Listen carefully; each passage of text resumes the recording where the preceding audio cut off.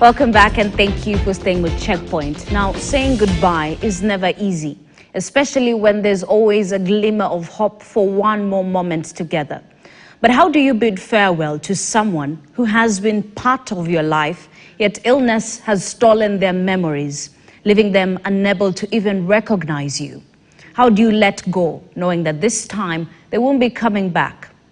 This is the painful reality faced by families and caregivers tending to loved ones battling life-threatening conditions.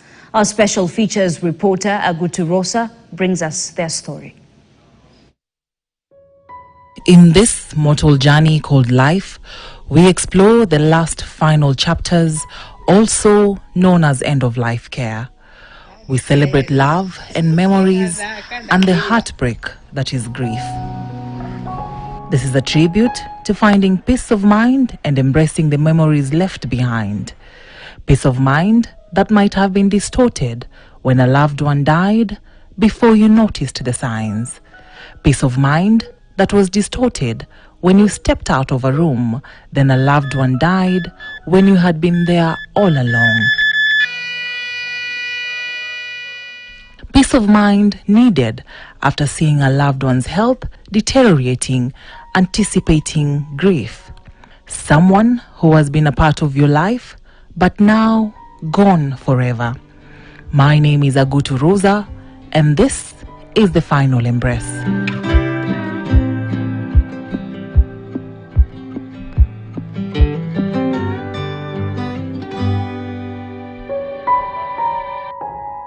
Hananjiri nursed her mother until her last breath. In February 2023, her mother's health started deteriorating. Doctors found that she had blood clots. After further tests, they found out that the mother had leukemia. Leukemia is a cancer of the blood forming tissues like bone marrow, where the body produces too many abnormal white blood cells that don't function properly, hindering the production of healthy blood cells. Tumekuja Kenyatta for January yote Kenyatta, tukadischargewa for only 1 week. Tena tukarudi for clinic, kurudi clinic on February. After a few weeks, 7 days, tukarudi clinic. From kurudi clinic, tukaambiwa nao anafaa tuanze from casualty because condition yake haiko nzuri. I appreciate the doctors from Kenyatta Hospital because walikuja kutuambia ukweli. And it's good when you have a sick person ujue ukweli vile ipo, because walikuwa wamejua mom akona leukemia cancer. Tukaitwa na daktari conference, family doctor and family, na wakaniongeleza zaidi because I was with my family members, my aunt, my daughter and my brother, anaitwa Gesheru, and akatueleza sasa hadi iko stage 4. Sasa mom tukubali tu. Much as she had accepted the fate, Hannah says it broke her. It was hard to me kuambiwa mom hana maisha sasa.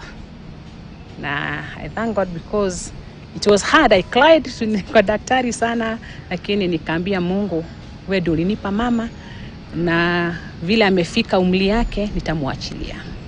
On 25th January, when Hannah was allowed to go home with her mother, all she wanted to do was shower her with unconditional love until her final breath. In fact, nyumbani ukikuja kwangu, utakuta kuna room yake ilikuwa hospitali.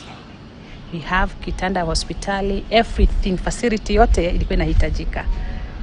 Unaona hospitali pia bills, kukaa na mgonjwa kwa nyumba. They had to maintain high level of cleanliness. Platelets zikiwa chini, kila ugonjwa ikipita itakupita tu. So nilikuwa nimeambiwa basi hata tukienda kwa room you have to wear gloves, mask, tusingaingie kwa room hata hospitali. Juu unaona sasa hana ile ya kupigana na ugonjwa. Nilimwambia we ujue mahali sister yangu amefika ni lazima tufae face mask na gloves tuwe nazo. Nikaja na hizo gloves paketi 2, nikaja na dawa hivyo. Wakati ukifika wa kumuosha tukamtibu, tukajitengenezea, hata madaktari wakiwa wanakuja kumtibu wakaona hawa watu wana take care for their nini. their mother or their shosho or their sister. Hannah's daughter, Mary Nashpai, took a break from her studies as a nurse to take care of her grandmother. I had to drop out of school because unaona mama alikuwa anateseka. Because unaona wasichana, house girls, not everyone can do that kind of work. So mtu anakuja anaona the work, ana quit, nasema siwezi. Ndio sasa tukaitangu ile conference na daktari. Ndio sasa wakatuambia, one thing, the wound iko stage 4, so hakuna reverse. Hata ufanye nini hiyo wound haiwezi pona. Ni ile tu kuidress on daily basis hivyo. Then alikuwa na wounds mpaka huku kwa soul, huku chini. Mna address hizo wounds, mna kumtake care tu ile general. What was the first thing that came to her mind when she was told that her grandmother had stage 4 cancer? That she's going to die. That is the first thing. Because, okay, niliendanga kwa gari, I cried. Then I talked to a nurse of mine, anaitwa Nurse Phoebe. She told me, kama imefika hiyo stage, and medically, achana sasa na hii ingine medically, kisha imefika that stage, hakuna reverse. So it's just to accept. Then she wanted me to be strong for my mom.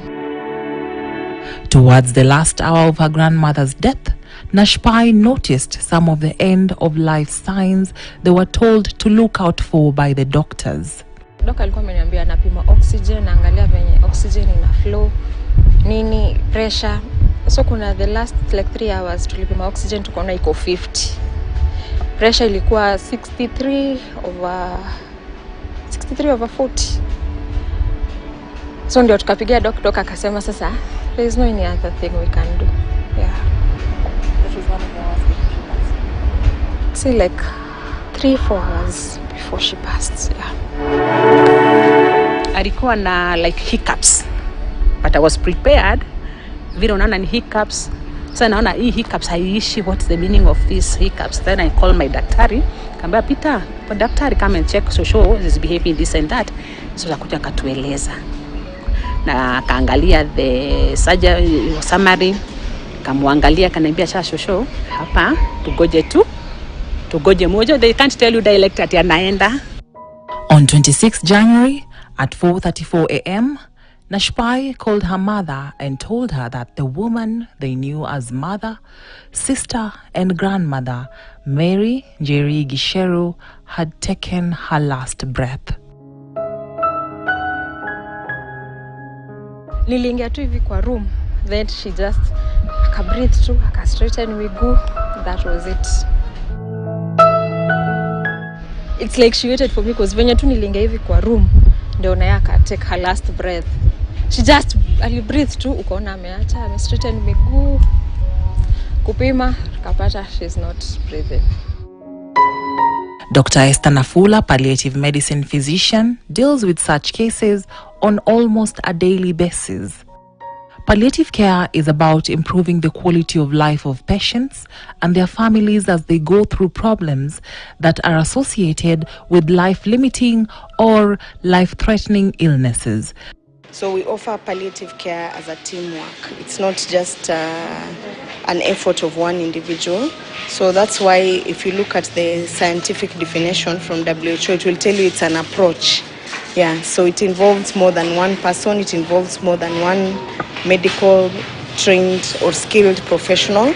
So we need the patient, we need the family, we need the doctors, nurses, chaplains, social workers, psychologists. So after we do the palliative assessment, when a patient comes to us, we first assess what their needs are. So what is your illness? What is your diagnosis? What is your treatment? So, for a patient who needs long-term care, cannot stay in hospital for a year or 2, that patient is assisted to ensure they can still get proper health care at home. End of life is defined as the last 6 months of life. And usually we get to that phase when we see a patient gradually declining.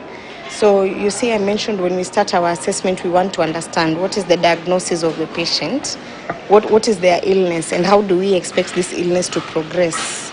So we call it natural progression of the disease. So we come up with a prognosis. So the last 6 months of life, what typically happens is the patient's general health will deteriorate. Pain is one of the symptoms that would increase, especially during the last 2 weeks of life. Other symptoms are restlessness, while others would start seeing their dead relatives.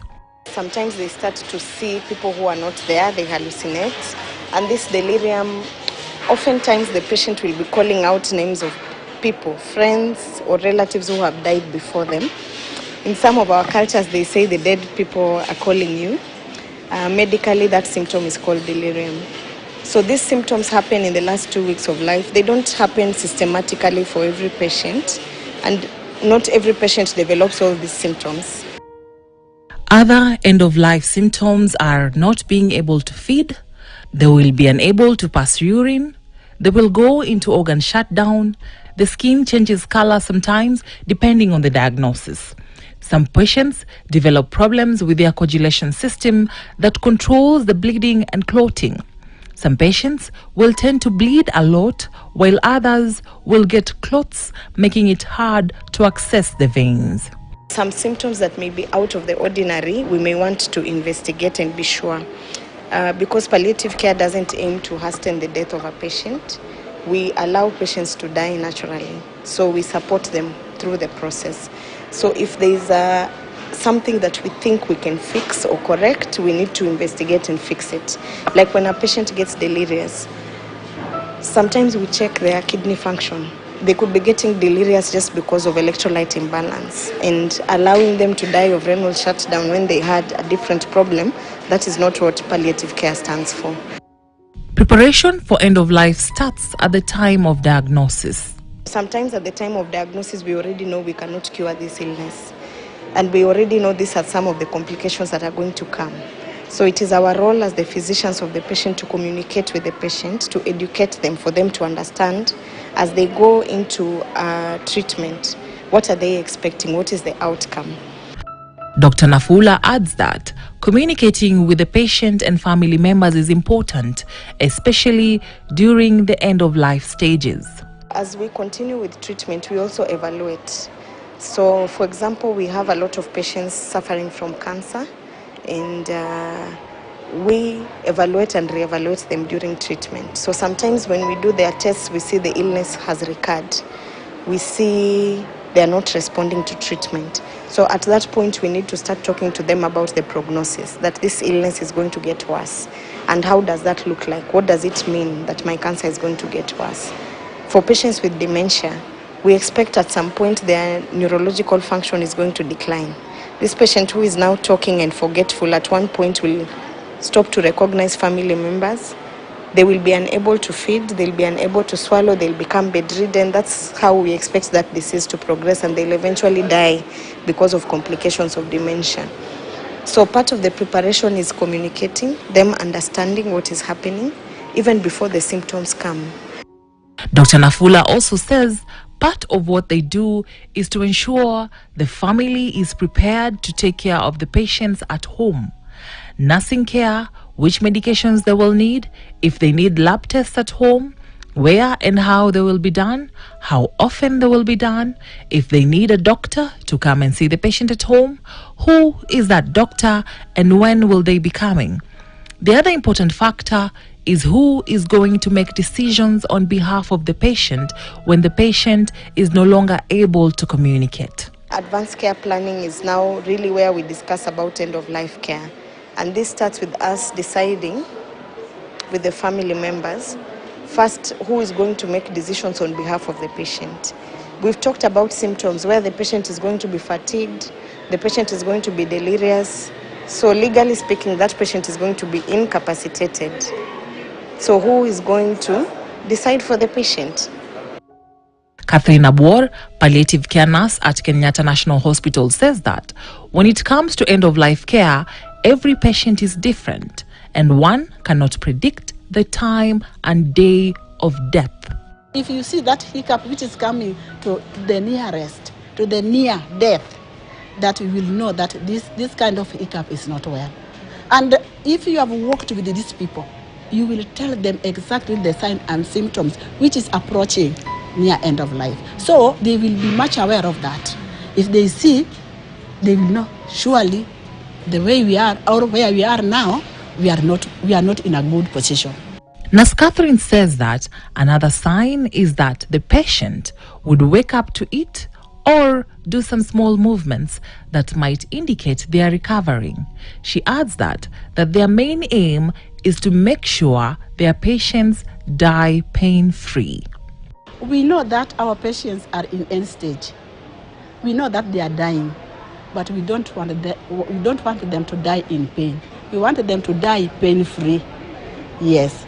We don't want the relatives to have a lot of questions. We wanted them to give them information. We want to answer their concerns and fears. So our patients, we take care of them and they always die pain-free. They say the walls of hospitals have had more prayers than the walls of churches.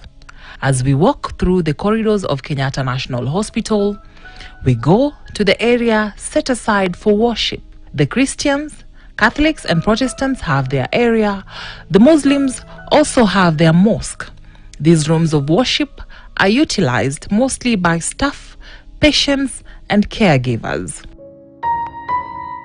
John Kanyi, clinical chaplain at Kenyatta National Hospital, says the stigma that surrounds death conversation can be a hindrance in coping about end-of-life care. We try and relate and bring in the aspect of beliefs and other patients' values.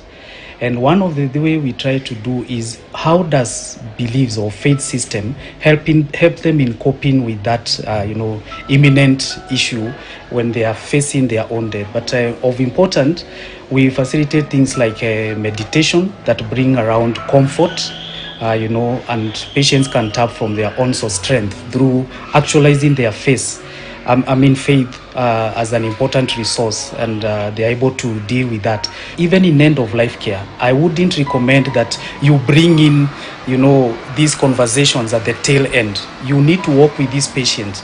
Every time they begin facing these, chronic illnesses, walk a journey with them. Don't come at the tail end because they won't make a meaning of their situation.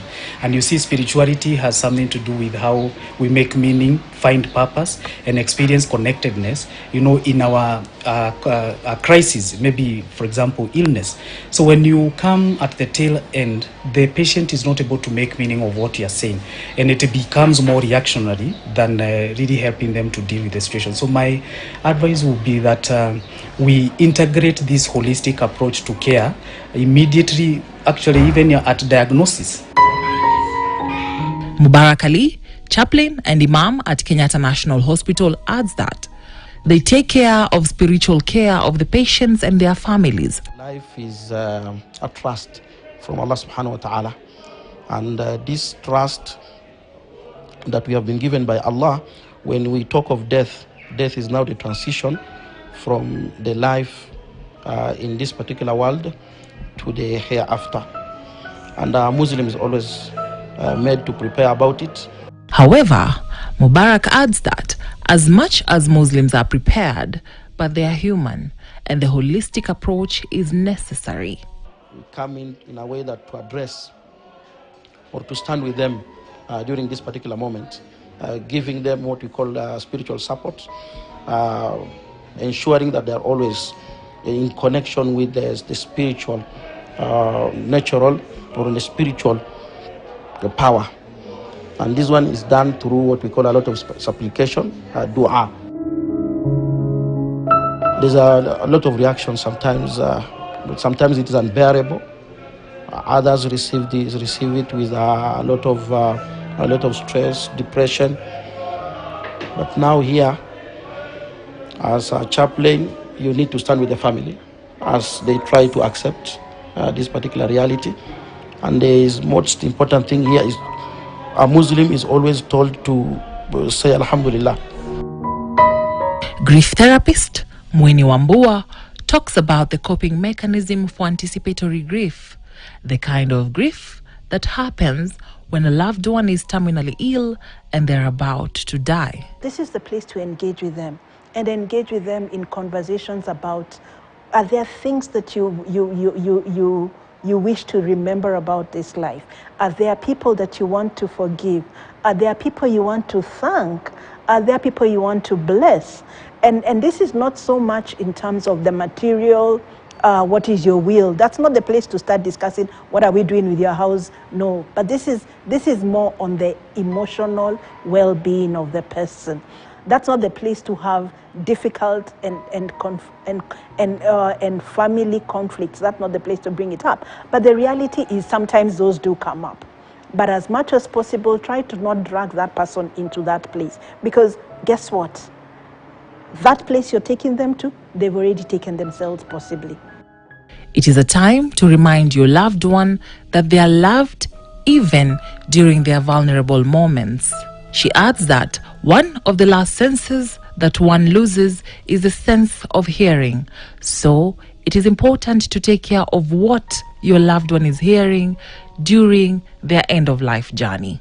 The music you play for them, the prayers you utter for them, the poems you read for them. You can come there and read your scripture. It is actually believed that they hear. And sometimes you'll notice that even when people are very sick, you'll tell them, squeeze my hand if you can hear me. And many times they will. They may not be able to speak, but they can actually hear. And so hearing is considered to be one of the last senses to go.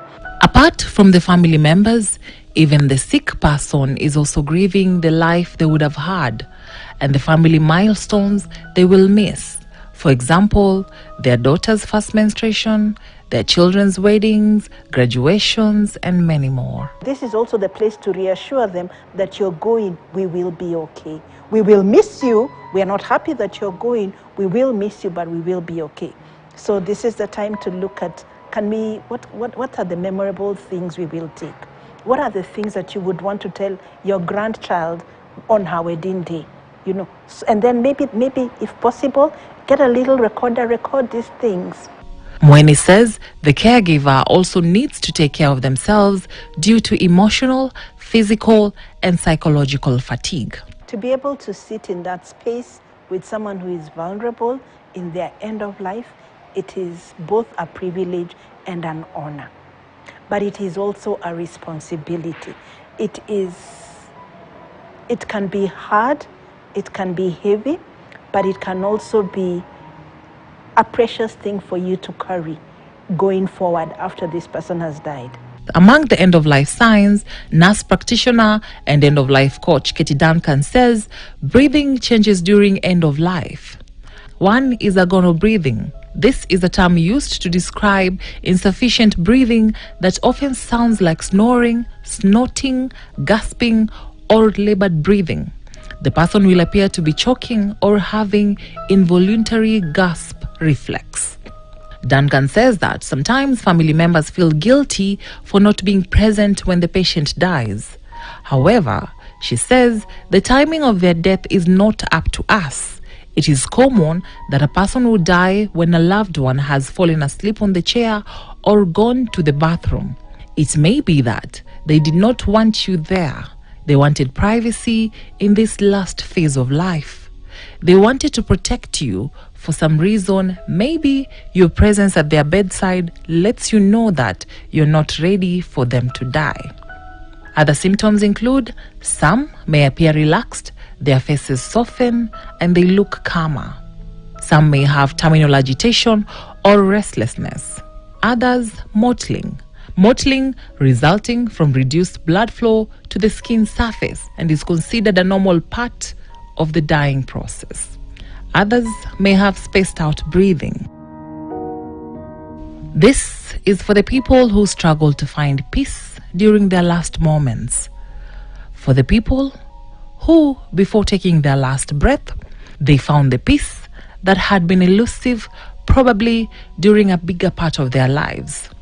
This is for the caregivers and family members who saw their loved ones go from being active to not talking, eating, and even recognizing them. This is for the people who were not present when their loved ones took their last breath. Maybe they were far or they just stepped out of the room. This is for the people whose loved ones waited for them to be in the room for them to take their last breath. This is for closure, for memories and peace. Agutu Rosa, KTN.